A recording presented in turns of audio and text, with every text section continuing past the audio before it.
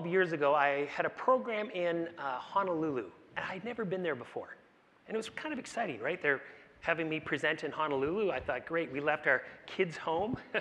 My wife came along with me, and we flew overnight into Honolulu, and it was great. Friday morning, picked up by female cab driver, not so surprising. Beside her was a 7 or 8-year-old daughter, and I assumed she was taking her to school. You know, it's 8:30 or 9 in the morning. And my wife and I are in the back, and it became quite obvious to us that we were out of our element as parents, having, you know, a 1 and 4-year-old at the time, when that 7 or 8-year-old said, "Mommy, where are all the idiots today?" We're like, whoa, is this what 7 or 8-year-olds say? But with a skip and a beat, her mom replies, "Relax, dear. They only come out when your dad is driving." How we see the world. Is that person cutting us off? Are they an idiot? Or are they going to the hospital for an emergency? But in that pressure moment, we can jump to conclusion, which we'll talk about in a little bit. We do that based on less than 5% of available information. And all of a sudden, that drives so much of our behavior. There's this myth of pressure. This is maybe the first and most important part of chapter 1 in the book, which is that most people think that some people rise to the occasion. Some people do better under pressure. Would you agree? Yeah, there are people who do better under pressure. I hate to break it to you, but it's a myth. It's wrong. It's not true. Pressure diminishes our thinking ability, our ability to manage emotions, our ability to retrieve memory. And if you look at in chapter 1, there's a whole section on how it diminishes creativity, teamwork, and on and on. In sport, we know no NBA player shoots a better free throw when they're under pressure at the end of the game than their season average. Same with clutch hitting in baseball, and I could go on and on. Now, this may seem like a negative message. It's not. What it's meant to say is the data tells us that nobody does better under pressure. So what's the aha about that? Well, what that should mean to you is that you have to manage it differently. You got to try and minimize pressure's effect on you. That's very different. All of us are in these bubbles of thinking every day. How many thoughts do you think each one of us have in our bubbles of thinking a day? How many thoughts a day do you think we have? According to the best research we know right now, we have about 60,000 thoughts a day. According to a female colleague of mine, men only have 1 thought a day. 60,000 times a day. And I'm sure it was the same with your exceptional leader. What was it about them that really made that difference, that had that influence on you? Well, the truth is, it's not how smart they were, not how technically astute they were. Now, let's be clear. You need a certain amount, right? There's a bar that you need to cross. You need a certain amount. We call it a threshold capability of IQ, let's say. But once you cross that threshold, any more IQ doesn't give you a big advantage. Does that make sense? It's the difference between what we call an entrance criteria and an excellence criteria.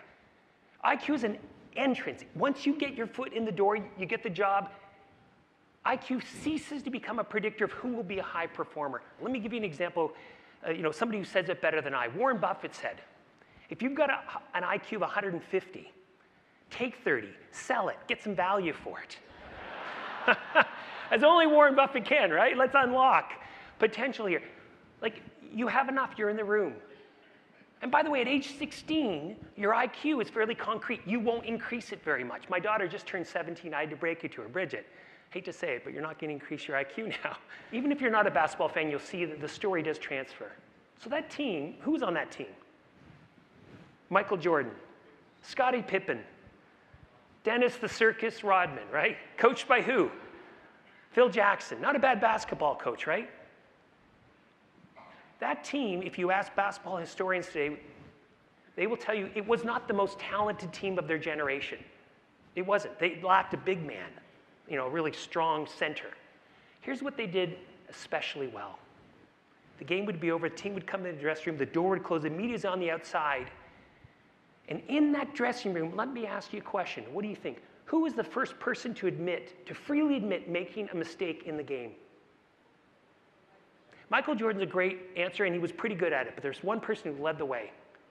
Coach, absolutely. Phil Jackson would step in there, and he wouldn't go, Rodman, what were you doing? Or Pippen, he'd go in there and he'd say, guys, you know what? I should have.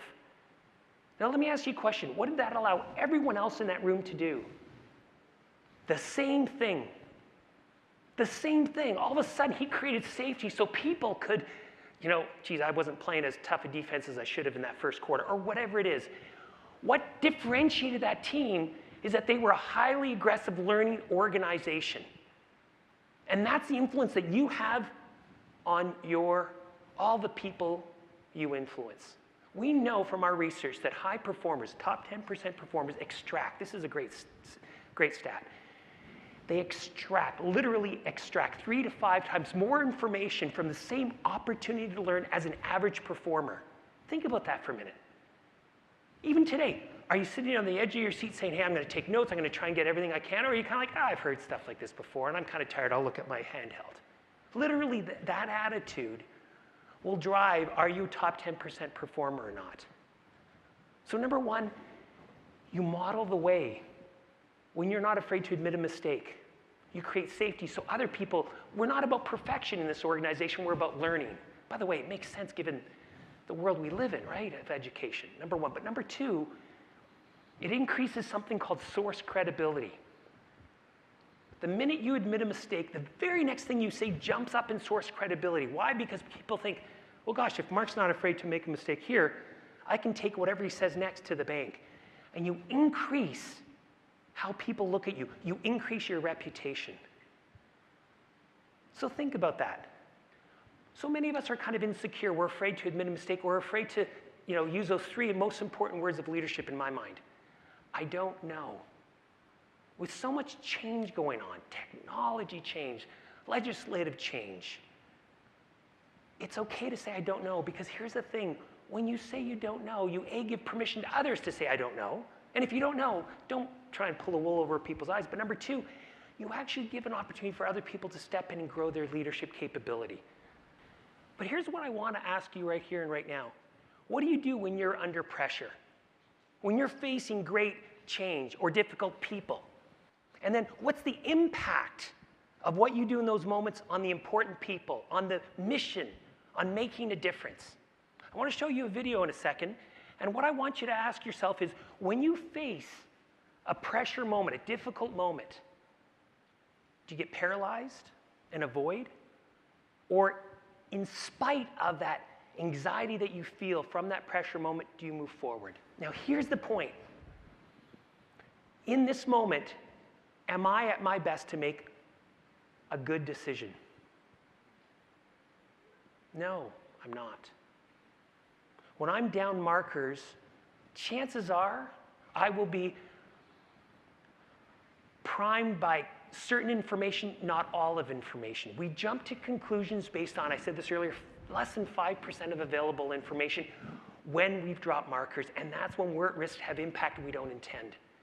And if nothing else, here's what I want you to think about. Know yourself, so you're like, okay, I'm down a few markers. I'm going to choose not to make that decision right here, right now. In fact, we know that the half-life of cortisol, which is the mediating chemical in our brain that makes all this happen, is about 18 minutes. Why do I say that? I say that because know that when you're dropping markers, and I drop markers all the time, I know, okay, for the next 18 minutes, I'm not going to make a really big decision. And because he's connected to her, she will tell him what's really going on. I got to tell you, we have 3 kids, 17, 15, and 11.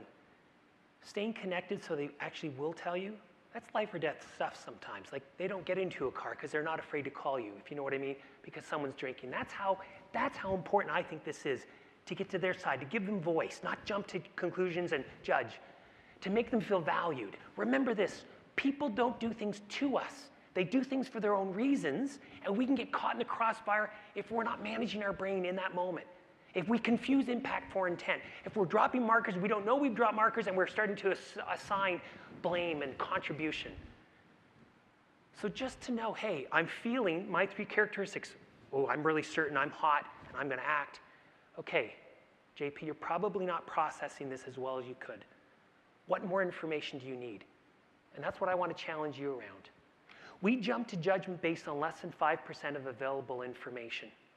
We confuse impact for intent. Watch out for that. This will serve you. This will save you.